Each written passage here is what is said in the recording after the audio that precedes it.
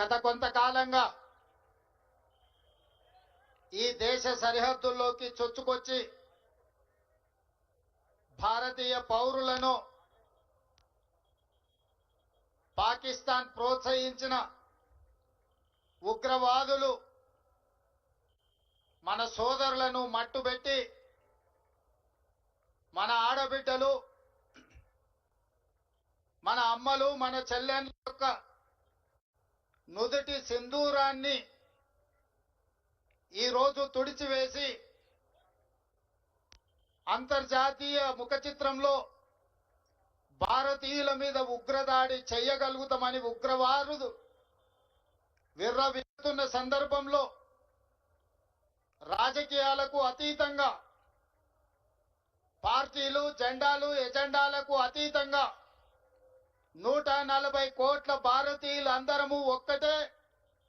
ఈ భారత మాత రక్షణలో మనమందరం ఏకమై మన సార్వభౌమ అధికారం మీద ఎవరు దాడి చేసినా వాళ్ళను వదలబోమనే సందేశాన్ని ఈ తెలంగాణ నడిగడ్డ మీద నుంచి భారత వీర జవాన్లకు మనము అండగా నిలబడి వాళ్ళకు ఒక స్ఫూర్తిని ఇవ్వడానికి ఈ రోజు వేలాదిగా ఇక్కడ మనం సమావేశమై, ఈ సమావేశంలో ఈ దేశ సరిహద్దుల్లో దేశ రక్షణలో పనిచేసిన మాజీ ఆర్మీ అధికారులు, ఈ రాష్ట్ర పోలీస్ వ్యవస్థలో శాంతి భద్రతలను కాపాడుతున్న పోలీసు అధికారులు, ఈ రాష్ట్రాన్ని నడిపిస్తున్న సచివాలయ ఉద్యోగులు, ఈ రాష్ట్ర ప్రజలందరూ ఈ రోజు మన వీర జవాన్లకు అండగా నిలబడడానికి ఇక్కడికి విచ్చేసినందుకు మనస్ఫూర్తిగా మిమ్మల్ని అందరినీ అభినందిస్తున్నా. ఈ సందర్భంగా పాక్ ఉగ్రవాదులకు, పాకిస్తాన్ పాలకులకు అంతర్జాతీయ ముఖ చిత్రంలో ఉన్న ఏ దేశమైనా ఉగ్రవాదాన్ని ప్రోత్సహించి ఈ దేశ సార్వభౌమ అధికారం మీద దాడి చెయ్యాలనుకున్న వాళ్లకు ఈ వేదిక మీద నుంచి హెచ్చరిక జారీ చేయదలుచుకున్నా.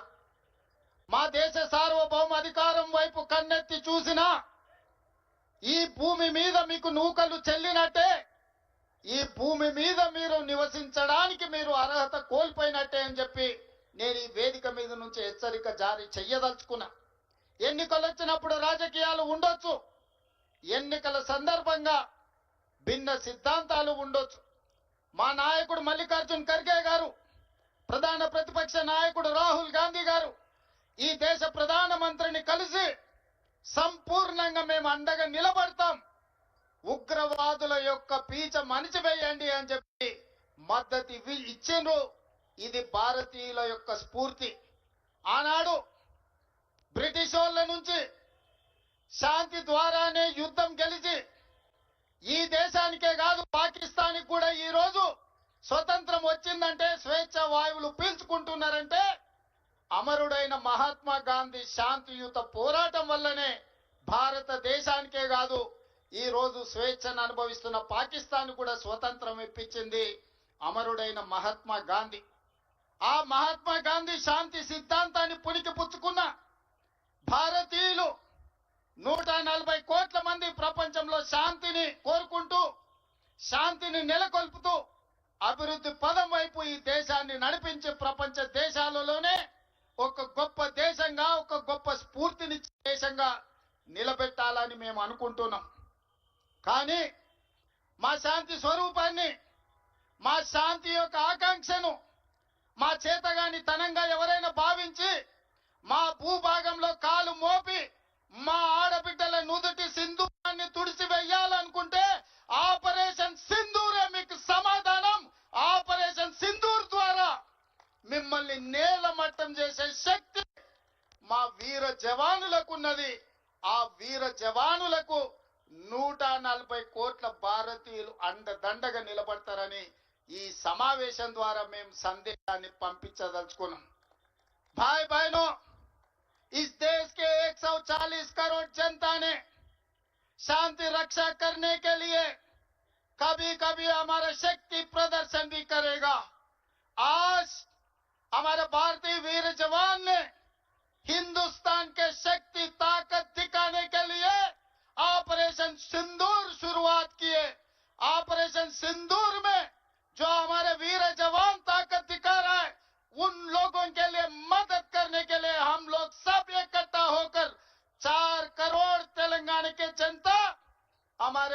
जवानों के साथ है। हमारे वीर जवान को शक्ति प्रदर्शन। आज एक बात मैं साफ कहना चाहता हूं, अगर हमारे वीर जवानों ने चाहे तो रातों रात इस दुनिया के नक्शा से पाकिस्तान को हम मिटा देंगे। हम चाहे तो कल के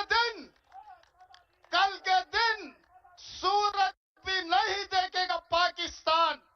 ये मत समझो हम शांति काम के, हम गांधी जी के वारिस हैं। हम शांति से अंग्रेजों को हरा दिए। हमारे देश ने, आपके देश को भी हम आजादी दिलवाए। ये मत भूलो, हम चाहे तो दुनिया के नक्शा से हमको आपको हम मिटा देंगे। इसलिए आज भारत के वीर जवानों ने जो ऑपरेशन सिंदूर शुरुआत किए, यहां रोकने का नहीं है, जो आतंकवादियों को सबक सिखाना है। इससे जो पाकिस्तान से जोड़कर आतंकवादियों को कोई भी लोगों को मिटाने के लिए हम तैयार हैं।